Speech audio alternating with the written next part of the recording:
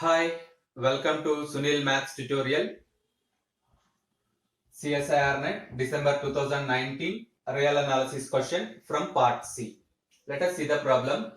Let n be a fixed number, then the series summation m greater than or equals to n minus 1 power m by m is absolutely convergent, divergent, absolutely convergent if n greater than 100, convergent.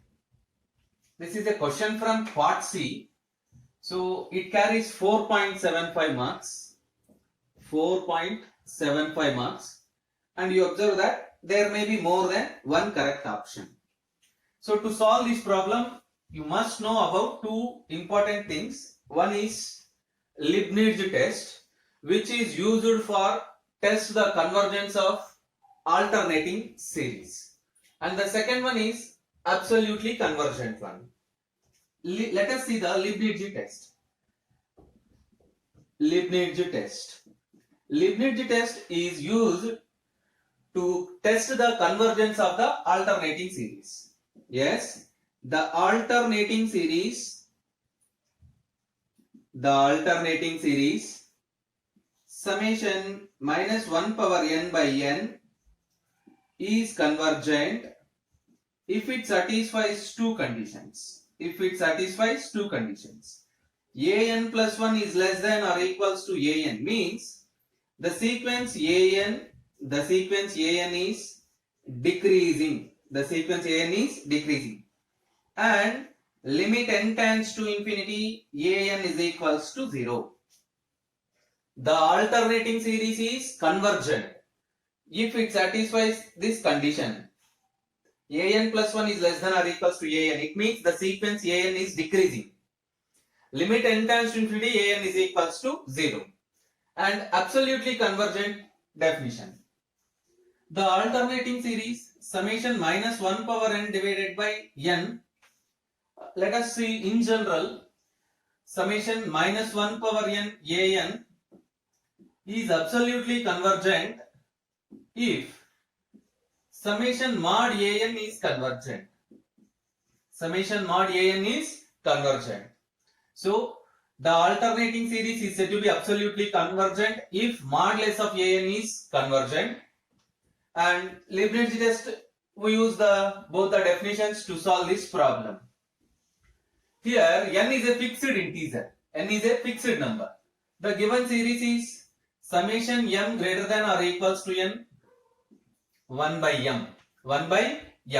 So minus 1 power m 1 by m.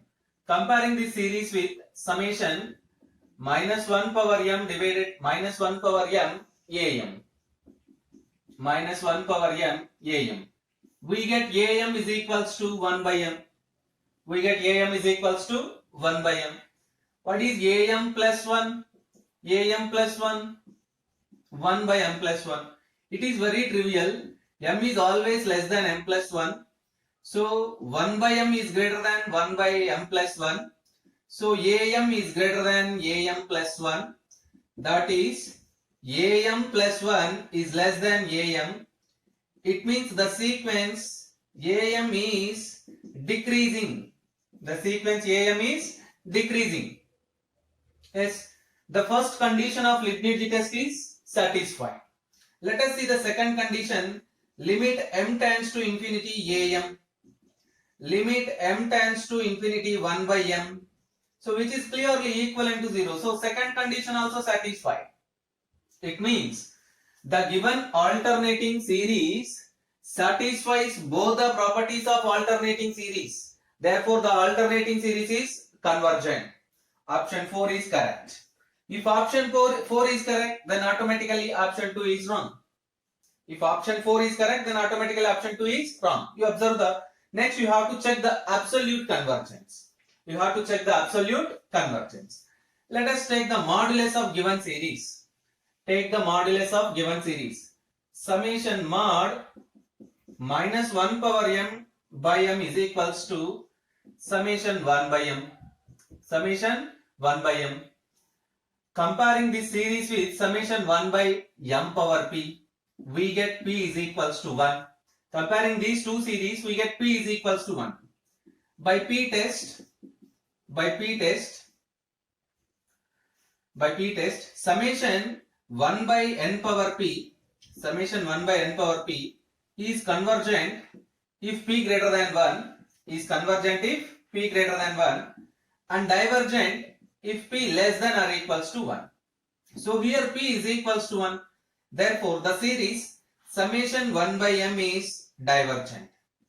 What it means? Summation 1 by m is divergent means summation mod minus 1 power m by m is divergent. It means it is very clear the series is not absolutely convergent. So both the choices 1 and 3 are wrong. The only correct option is option number 4. You observe that to solve this problem, you must know three. Hi, welcome to Sunil Maths tutorial. Again, CSIR Net, December 2019, real analysis, part C question. Let us see the problem. F of x be a polynomial of degree 4. Then f of x may be in the form a0 plus a1x plus a2x square plus a3x cube plus a4x power 4. Yes, f of x be a polynomial of degree 4. Its general form is like this. Such that they give some constraints. F of 0 is equals to 0, f of 1 is equals to 1, f of minus 1 is equals to 0, f dash of 0 is equals to 0. Then which of the following statements are true? F cube of 0 greater than or equals to 0, 0 less than or equals to f cube of 0 less than or equals to 2, f cube of x greater than or equals to 0, for x in open interval minus 1 comma 1, 0 less than or equals to f cube of 0 less than or equals to 3. Here you have to understand that f cube as f triple dash of x. It means third derivative of the function. So now observe the constraints. F of 0 is equals to 0. F of 0 is equals to 0. Which implies if you replace the variable x by 0, you get trivially a0 is equals to 0. a0 becomes 0. And you observe that f dash of 0 is equals to 0. What is f dash of x? What is the first derivative of this polynomial? First derivative of the polynomial is a1, 2a2x plus 3a3x square plus 4a4x cube. This is the first derivative of the polynomial. F dash of 0 is equals to 0. Which implies as if you replace the variable x by 0, second term 0, third term 0, fourth term 0, that gives a1 is also 0. You observe that a0 0, a1 0. Then f of x takes the form f of x is equals to a0 a1 both 0. Then a2x square plus a3x cube plus a4x power 4. Also they given that f of 1 is equals to 0. F of 1 is equals to 0 means a1 plus a2 plus a3 plus a4 is equals to 0. Let it be equation number 1. F of minus 1 is equals to 0. That implies as a2 minus a3 plus a4 is equals to 0. Equation number 2. Adding these two, equation 1 comma equation 2,